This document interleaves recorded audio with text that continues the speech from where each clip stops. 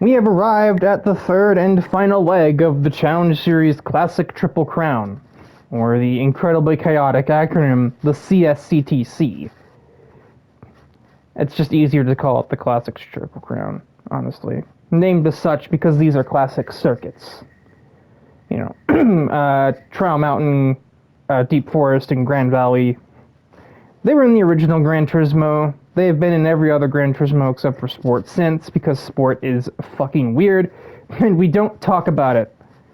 And for that matter, Grand Valley wasn't even base game in 7, and a lot of people don't even like the current incarnation of Grand Valley, because it doesn't look anything like the ones we had in 1 through 6. Personally, I don't mind. The only change that any of these tracks had made to them that I didn't like is I don't like the new final corners of Trial Mountain.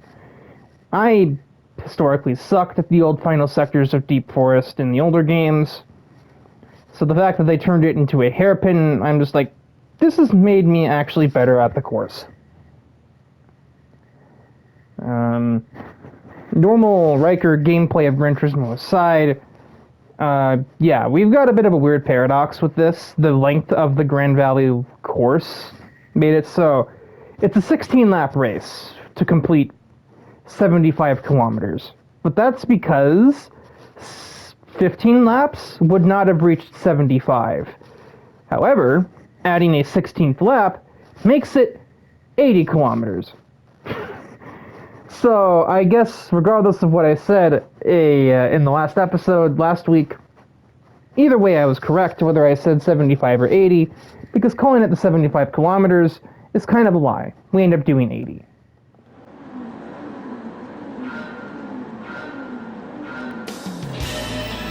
We are away from Grande Valley. Our journey of 75 to 80 kilometers begins right now. And Thrasher will steal the lead away from Shiro Suzuka going through turn 1. He started on the outside pole, but I'll give you one guess as to how he got ahead on the line.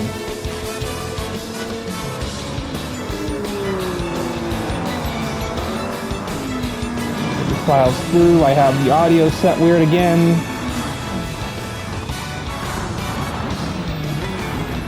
Kotori is ambitious. Looks like she'll get it done, though. No new drivers in the race. It is worth noting that naturally, because we've now called it a Triple Crown, both drivers who have won one of the previous 2 legs are in the field today. For anybody questioning why the 3 legs use different classes of car, the answer is simple. It requires a mastery of different classes. You need good vehicles in 3 different categories to win something this prestigious. Funnily enough, some drivers don't even have all 3 classes. Wanda Glass, for example, only has 675 and 750. There's no way she even could have won the Deep... Not that... No, she won the Deep Forest one. She couldn't have won Trial Mountain 12 because she didn't have the proper car for it. She didn't have a 640 class car. She is, however, the POV driver of this race, looking for victory, looking to make a double crown after winning the Deep Forest 44.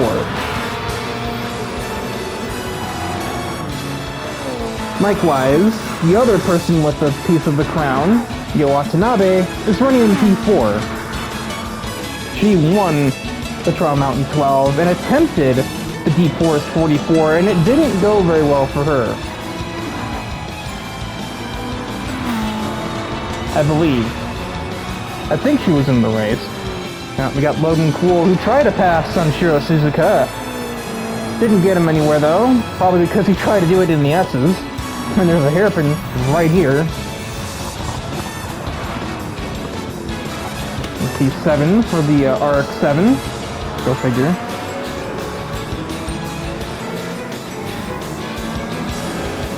Another name I'm kind of looking at, we do have Dedrick Schwartz, who is missing this section of corners and getting overtaken by Leisfeld. He's sort of in the category of, like, he's got, like, a missing crown because he definitely had the Deep Force 44 in hand, and Wanda Glass broke super late at the literal final opportunity to overtake him pretty much at the last minute and beat him by a splitter.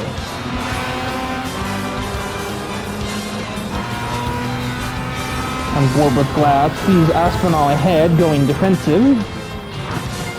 That just hurts her, though. Maybe. Probably in the long term it will. Now, Isabel's gonna miss the first half of the chicane. Wanda Glass gets an invitation to go right alongside. And I imagine she'll get the pass done, yeah, by the end of the bridge.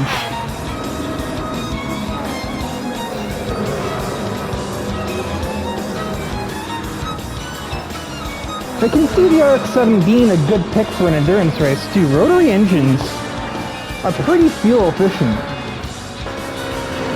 despite the fact that they rev really high. Fighting with Kotori for P5.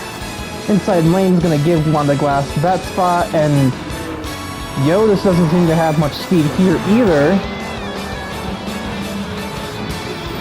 I think the Evo 3 lacks power at the, as a trade-off for being one of the lightest all-wheel drive cars we've seen in the series, and getting smacked into by Kotori doesn't help, but neither of them got damage from that, somehow.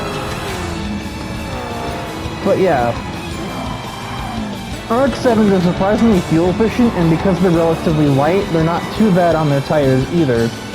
But they do require a degree of aggression from their drivers to really get the most out of their handling package. Thrasher's early race momentum has fallen off, and we actually have Logan Cool leading. Not really sure how either of them got by him. So in the previous lap, Logan just set up a move at the hairpin. Later brakes on the Trans Am, or from the Trans Am, and it looks like Suzuka is just going to follow Logan through the space. This happened right in front of Wanda Glass. Okay, this actually was the current lap, I think. I got a little confused on the replay controls.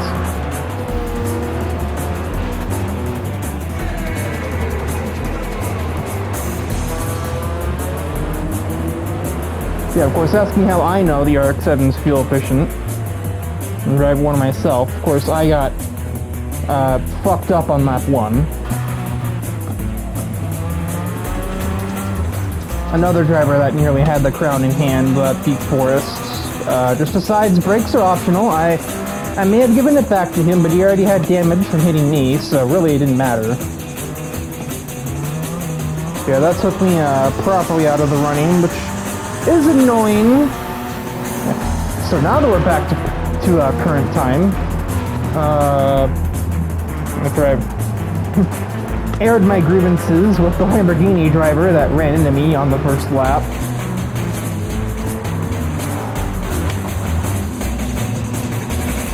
Around the outside, that's going to be a difficult ask for Glass, and Thrasher's simply not going to take it. May not be his choice though. That's a lot of overspeed on the exit there. Glass is whipping the lighter chassis around the track. Although I do wonder if it may be at the expense of her tire life. She's having the exact same front tire wear as the heavier all-wheel drive R32, but actually worse rear tire, also dirt on the tires.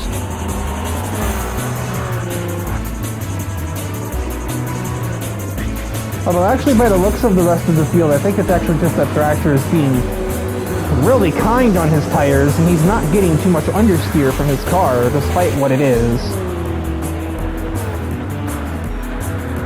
Because the other cars around him are getting the same kind of wear. Oh, well, that's a yikes. How did this even happen?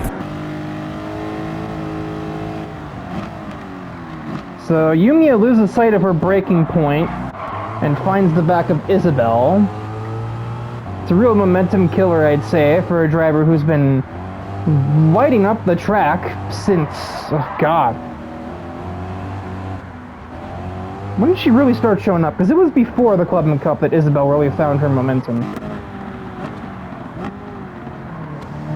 And then Kotori got into the back of Yo again, under threat from Madison Palmer with the higher horsepower Chevelle that's been moved down to 675. That's a maneuver, Madison. What the fuck? What are you doing? Well, I think we're gonna see Glass make up a fair bit of time on our leader here. That RX-7 is gonna be a lot lighter and a lot more well-equipped to take these corners. Firebird doesn't have front arrow. So, yep, almost got down the inside, came up just short. But I don't think it'll be too long before Glass gets to the race lead and gets one step closer to the Double Crown. Obviously, getting to the lead is one thing. She's going to have to stay there. She's going to have the right strategy. And I don't know if her tire wear will allow. If she's not having the best tire wear, considering she's in a vehicle that I would consider to be pretty balanced in terms of tire wear and pretty conservative on the fuel tank. Although I do think most cars should be able to do a one-stop on fuel, and it basically just comes down to who has the best tires when it matters the most.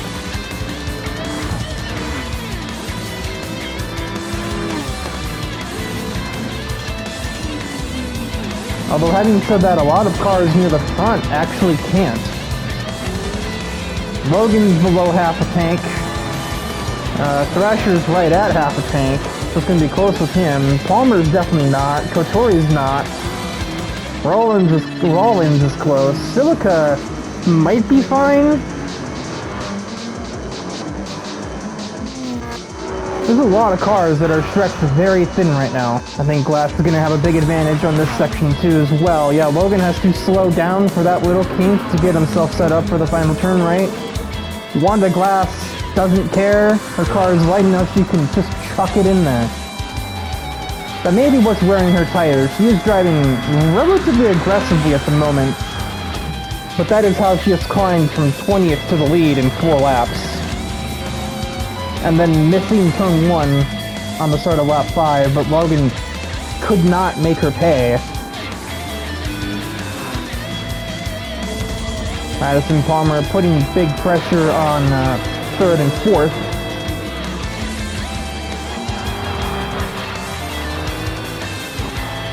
But if I'm Palmer, I'm cognizant of a 2-stop in this race. If I'm driving that Chevelle, I'm probably going in lap 6. And then going 5 and 5 to the end. Maybe 5, 5, 6. It would depend on what the traffic is like, and she is stuck behind Thrasher and Suzuka at the moment. So she may want to not crash into the wall. That will help. Okay, maybe, yeah, if she's suddenly struggling with high-speed turns, if the tires are going off a cliff, maybe she may want to consider pitting this lap and just saving the 6-lap stint till the end. And now we'll see if Glass can maintain a pace. She tried to dictate the pace of the D-Force 44, but failed because the Viper was too harsh on its rear tires, if I remember correctly. She doesn't have a Viper this time. No shit. So maybe the RX-7 is a more suitable vehicle to do that, and, micromanage her vehicle's resources, so to speak, because that's kind of what is the pivotal part of, maintaining a pace, is don't wear out your stuff. She shouldn't have too big of a burden on that, though. She's got much more fuel on the tank than Logan, and Logan is suffering on tire wear on the left rear. Meanwhile, Madison Palmer will out-drag, get it, VR32.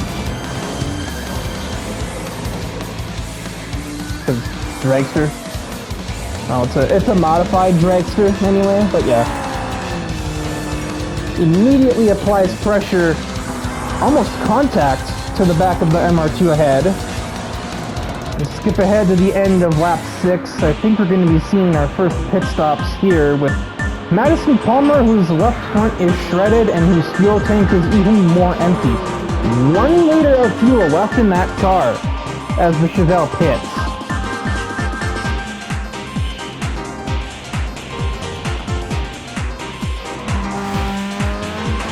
She clearly has race-winning pace in that Chevelle. She just needs to harness it and not shred her car in the future stints.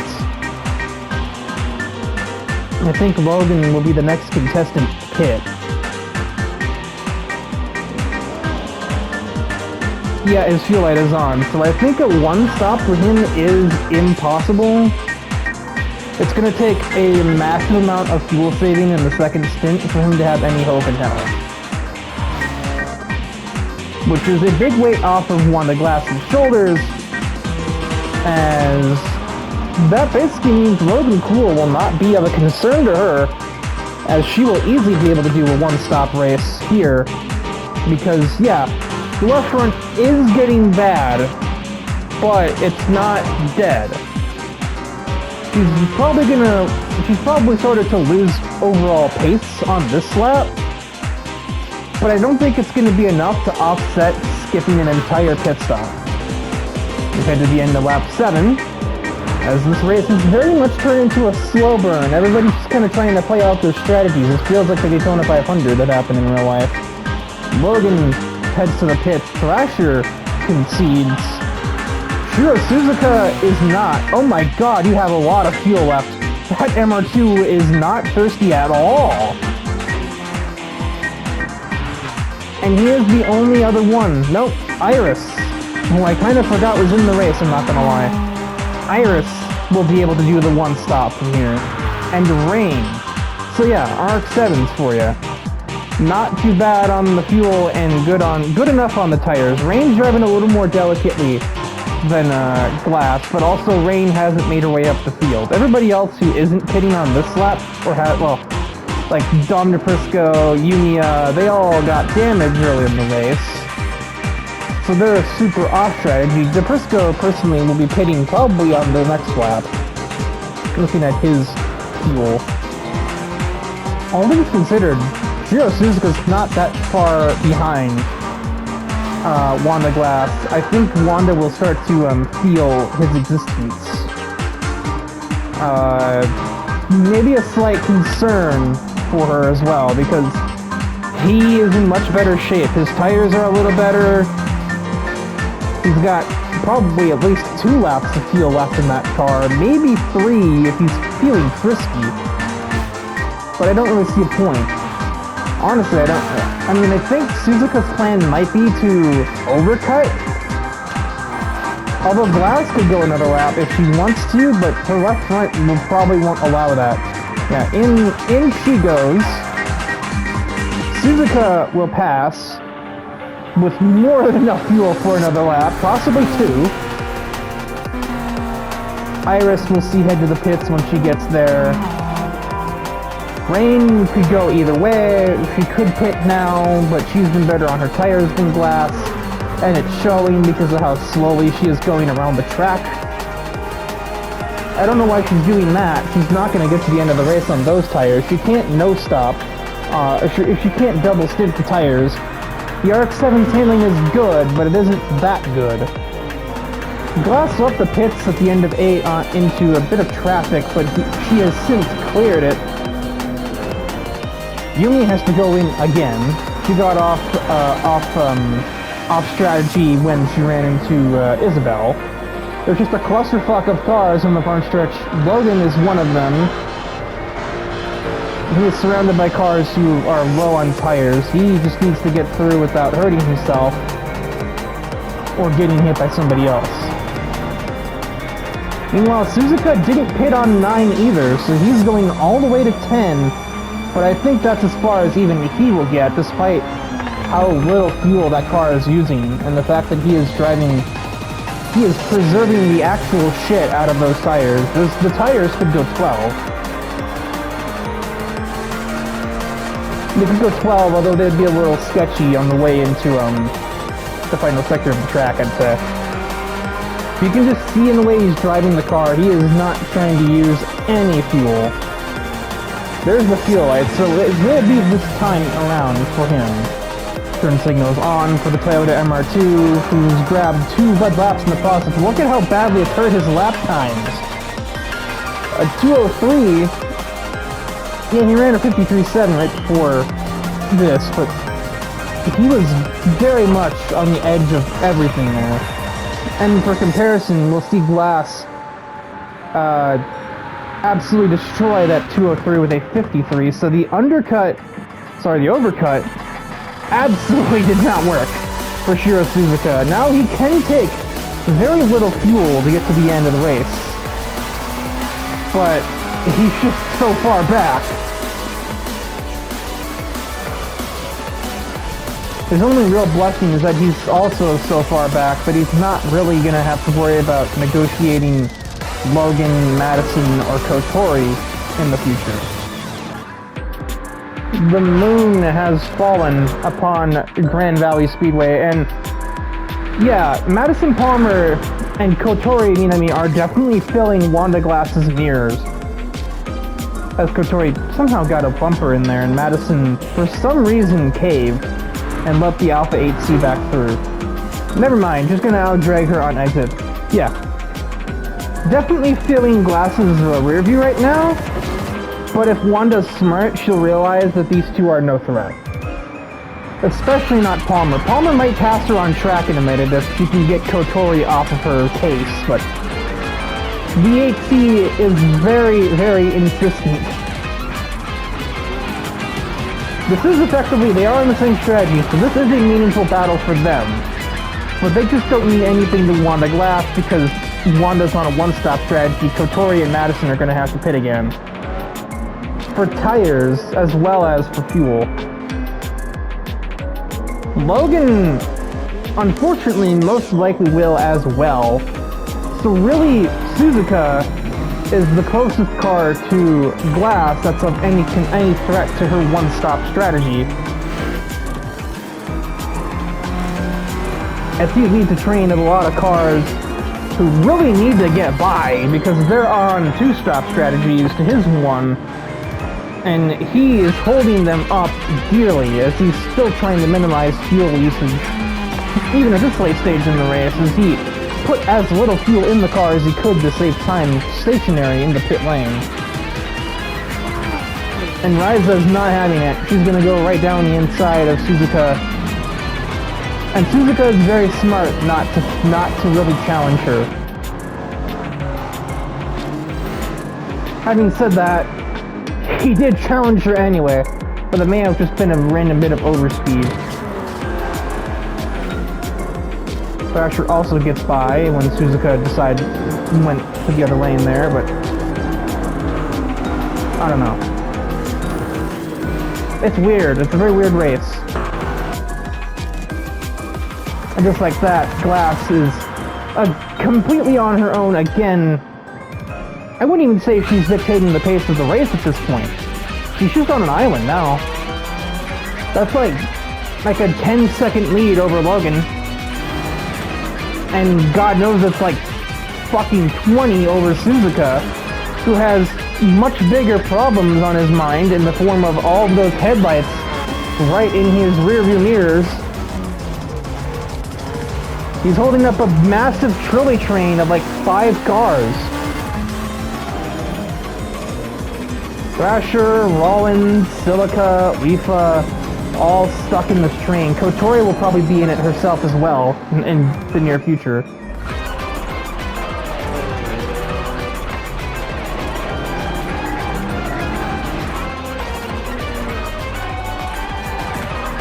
I think this is Wanda Glass's race to lose. She has such a huge lead even over Logan. That is a pretty comfortable margin. And Logan's not going to get to the end. That fuel tank is way too low. He has to pit on 14. I'm almost positive. Will his pit stop be a little short? Yeah. But he would need to no stop from here just to get up, just to have a shot of getting up to Wanda. And he just can't hack it. The Trans Am is not an efficient car.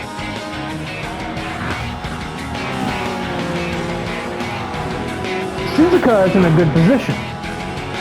He's got plenty of fuel and his tires are completely fresh, damn near. But he's also, like, nearly 20 seconds behind. We're just going to skip to the end of 14. As expected, Logan Cool must pit. He has 5 liters of fuel left.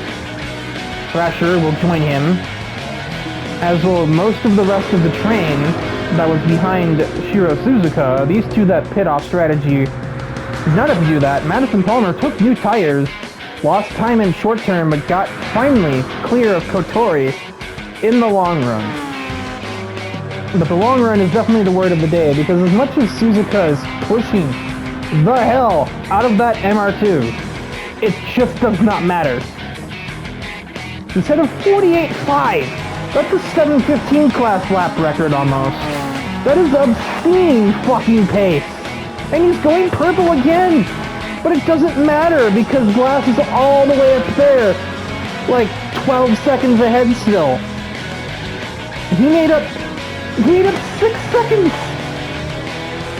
Look at the lap time difference! It just still doesn't matter! He could have just pit when Glass did. He could have pit on 8 and gone to the end like Glass did.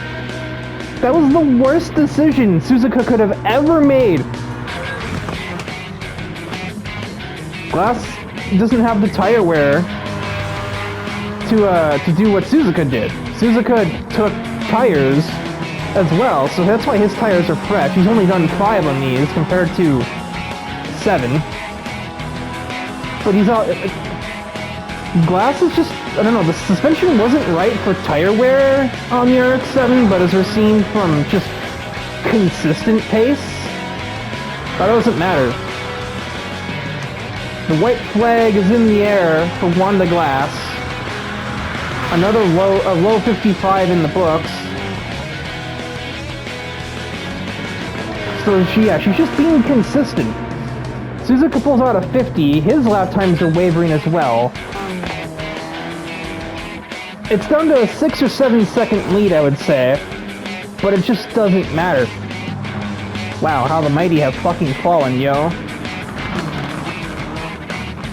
She won one of the other 2 legs. She won the Trial Mountain 12 laps, but she may very well come in dead last in her quest for the Double Crown. Meanwhile, the other crown winner, Wanda Glass, is about a minute and 10 seconds away from making it 2. And with Suzuka's pace suddenly deteriorated, that's almost a guarantee. Fucking 47 flat? What?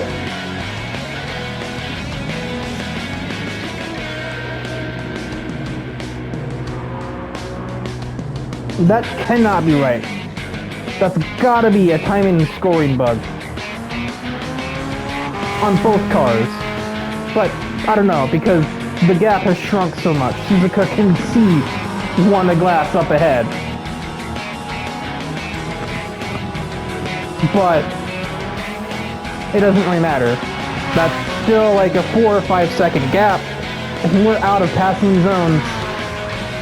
Wanda Glass will cross the bridge. I would call it the Rainbow Bridge, but I think that actually means something completely different. She's instead going to cross over into the history books. The inaugural Challenge Series Classic Triple Crown, Wanda Glass is going to claim 2 parts of it here at Grand Valley. Suzuka comes in second, showing off a last-minute surge of pace. Palmer not too far back in third. And Kotori is on the front stretch in 4th place, also with some serious pace, but also having shredded her rubber in the process.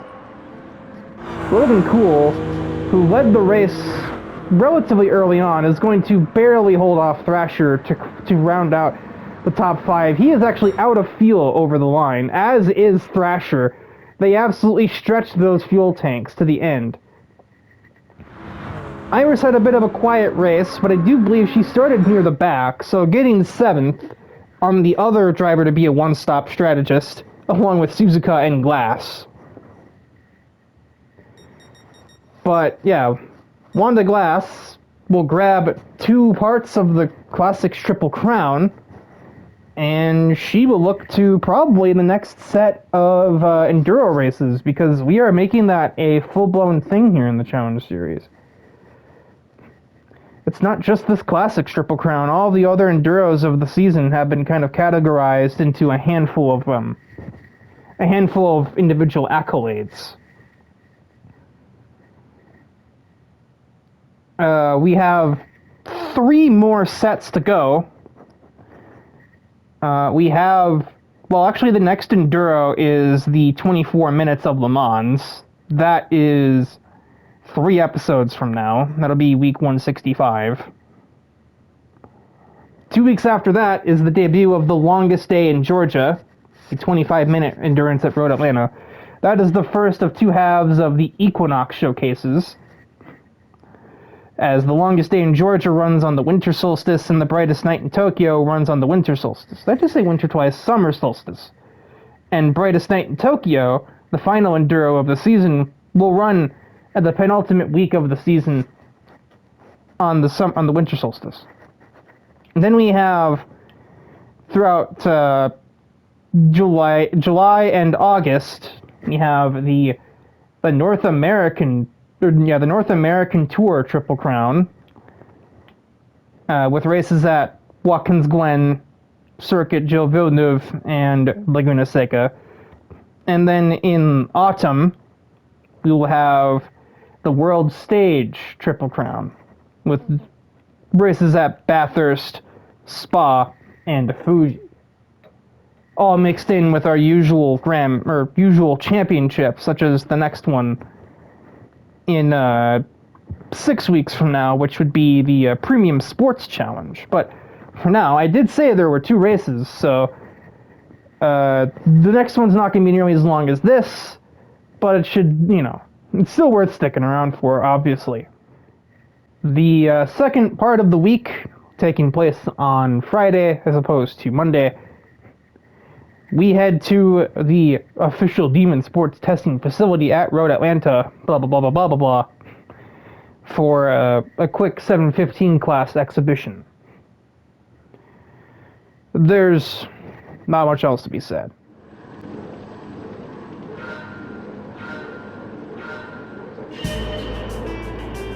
Thrasher started on the front row of both of these races. What the fuck? The random grid generator simply didn't do the work this week, but this time, rather than taking the lead before into turn 1, he's going to lose the lead into turn 1 to the Stealth Corvette of Lightning Larson, and also possibly lose a spot to another Mustang, a debuting driver at that. Although it looks like he will hold that off. And instead, we got two of the debuting cars in the race battling for third. For the first time in recent memory, Milo, now going by Milo Tate on the leaderboard, has a modified 1981 Camaro and Isabel Kuzukawa, which perplexes the shit out of me. She's like a carbon copy of the Isabel that we know, who's also the POV driver of this race, but not. She's not even from Australia. She's from Japan. Which is kind of rude. Bernie's trying to get into the mix with the 2 new drivers. Well, no. New driver and new car. You also have a damaged Russell Wagner with his second vehicle.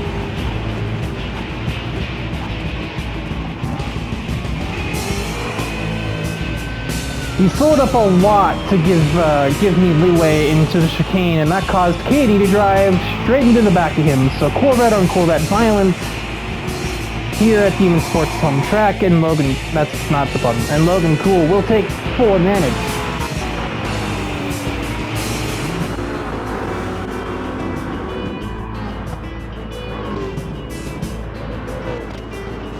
I have lost track of Isabel. There we go. Well, Aspinall, specifically, the POV driver, Isabel, who's not making rapid progress, but it's steady enough. We got 6 laps here, because Road Atlanta is a relatively quick lap. So, yeah, and she picked up 2 places in 1 sector. I think she'll be fine in the long run, as she comes up to me and Logan fighting. he and I would continue to battle for pretty much the whole race, which I think we also did the first time I drove this car. My Powerade vet and his Abrams Camaro seem to be literally dead even on pace. And likewise, it seems neither of us can do anything to stop Isabelle, whose momentum clearly wasn't slowed too much by the Grand Valley race that went sub-optimally for her. Meanwhile, in the background, Jackson Steele really wanted to go 3 wide, but I wasn't having it, and I also overbroke. So I thought Logan was going to go wide there. Somehow we got that 35% tank turned.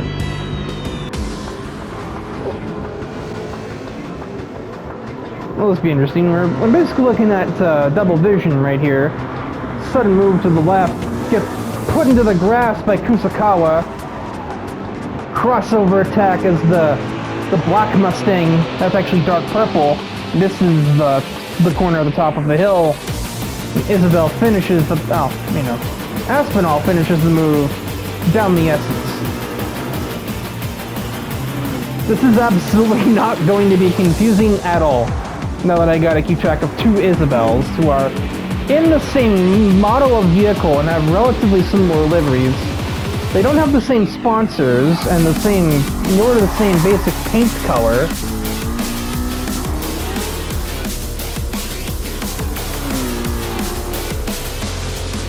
Holy overspeed.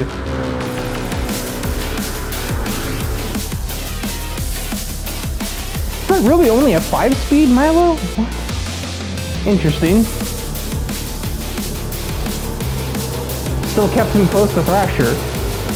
None of these heavily modified American machines have any answer for the stealth vet up there thus far.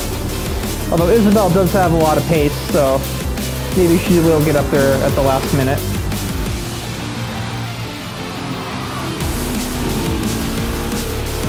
Has to go the long way around on Thrasher, but doesn't seem like that's going to be any problem for her. Thrasher keeps himself on the inside of the corner. He kind of throws a slider of sorts. But it's not enough.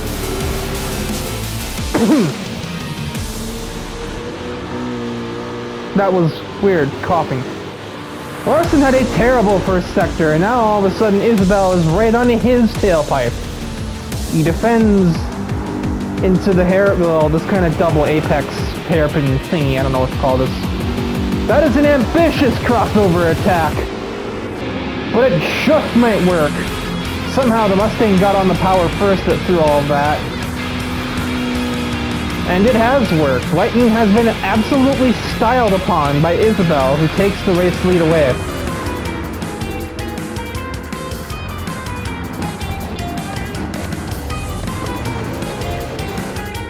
Thrasher almost got into the back of the 640 car, but he barely gets it stopped in time for once. Don't make that, don't rely on that though, Lightning. I'm just gonna say that. Yeah, I think Milo's Camaro is actually still a 5-speed.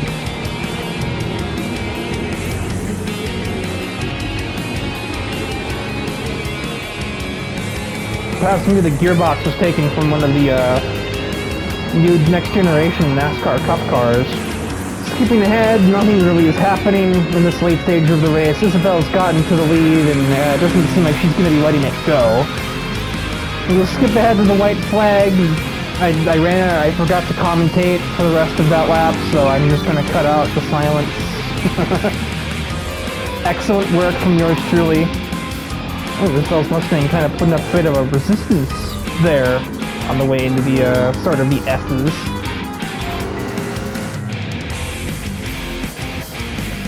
But something tells me Isabelle was prepared for it to do that. Isabelle looks like she's kind of running away from all the edgelords of the race. Even Kusakawa would be a part of that category if she were closer. We got just all matte black, black, red, and gold, black with rainbow colors, and black and red, and then black, gold, and pink, and then silver and black, and then finally we have more color with blue and white, blue and very dark gray. It's actually not black. And then red and tank material, tank panels. Low reflection tank panel coloring. But one last turn for Isabelle, and she is going to more like retain her momentum rather than reignite it. Here from Road Atlanta. It's well, it wasn't a dominant win, but it was still rather convincing, and she found like 7/10 on her personal best the second she was no longer in traffic. So probably a 19 in that car. I wouldn't be surprised. Larson gets second on, I guess, home soil. He's associated with Demon Sports. Thrasher rounds out the podium after starting on pole. Milo fourth with his new Camaro.